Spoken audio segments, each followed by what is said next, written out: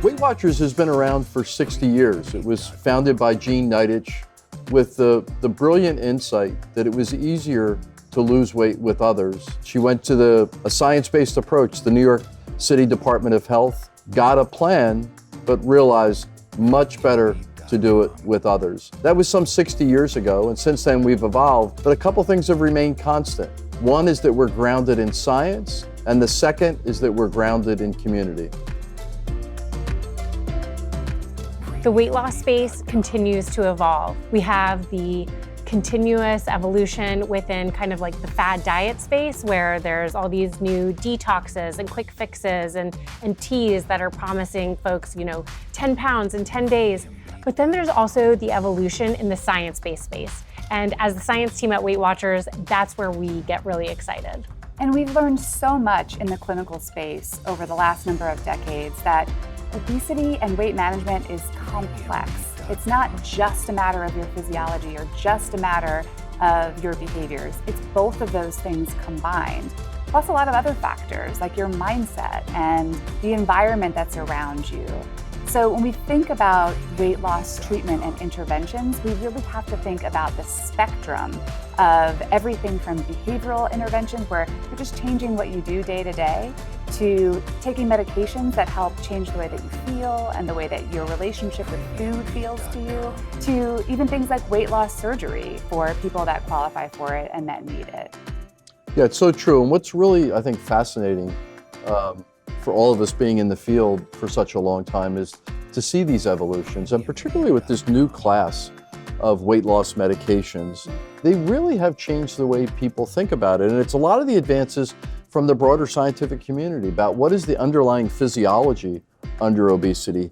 How are these medications so effective in helping people reduce their appetite, for example, or slow the path from food from the stomach to the intestine? These are really big deals.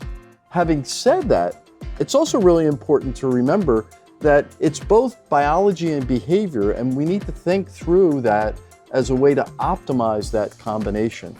So think about it that you could have a medication that reduces your appetite, but what are the foods you're going to eat? How are you going to get physical activity? How are you going to make these new changes more habitual over time? So I think it's a really exciting time in the field. It's just remarkable. And that this is an opportunity to leverage the best that biology has to offer, as well as the best that behavior change has to offer. And I think that's how we can best serve the community. When it comes to losing weight, what really matters is making changes around how you eat and how you move in ways that work for your life. I think that's probably the most important thing for everybody to understand and to think about. What works for you today and is going to work for you tomorrow, and it's not going to prevent you from enjoying your life, going out with friends, socializing. So we need to find new behaviors, new habits, establish new habits that are actually going to work in our day-to-day life. And this is where strategies come in, like really figuring out how you can take repeatable steps where you're going to do the same thing every day around the same time, today, tomorrow, and the next day, so that over time that's going to build up and actually lead to meaningful change. Losing weight is about so much more than just how you eat and how you move. It really matters how you think. And we all come into the process with stories in our minds where we're sort of hard on ourselves about decisions that we make around food, if we didn't exercise, if we ate more than we planned to. And what we know is that setbacks actually aren't really the problem. The problem is how we think about the setbacks and then what happens next. And so when we're hard on ourselves and we have all this mind trash around the way that, doing things not the way that we wanted to, we're actually more inclined to kind of have that slip turn into a slide. So it's really important to notice those kinds of thought patterns, to challenge them, to get curious about them, and to make changes to the way that you actually proceed when you do have those kinds of setbacks. The Weight Watchers program is very flexible and sustainable. All foods fit and can be part of this healthier dietary pattern. And through our cutting-edge algorithm that gives you the points, it helps behaviorally nudge our members towards an overall healthier pattern of eating. A really important part of our program is livability. And part of livability is saying you don't need to leave your life to lose weight. That's why we view people as a holistic entity. So it's not just about weight loss, it's not just about health, it's not just about mindset, it's all of those things. And that's why our program is based on 4 essential pillars: what you eat, how you move, how you think, and how you sleep. Sleep is often one of the most underestimated keys to a healthy lifestyle. If you're not sleeping well, you're not thinking well, you're certainly not eating well, you're not moving well. And by the way, you're not that pleasant to be around, at least for me. So that's why this holistic view is really critical.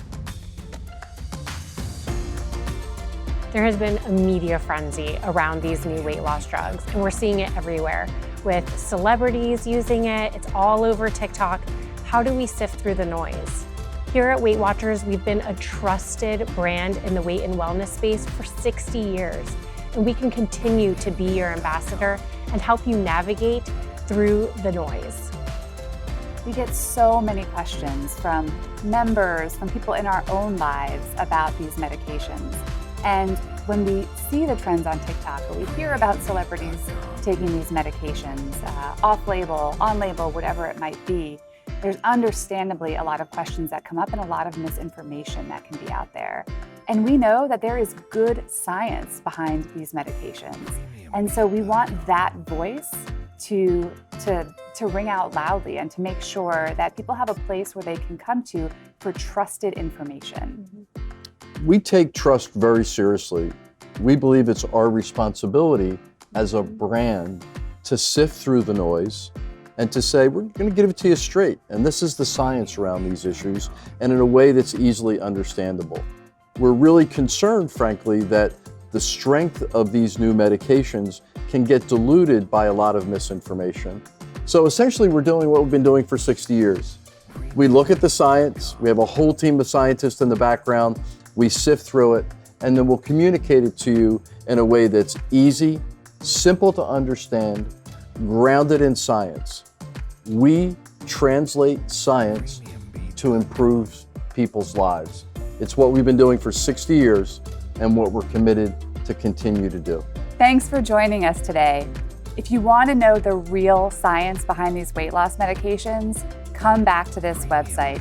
Check us out on social and follow us as we follow the science.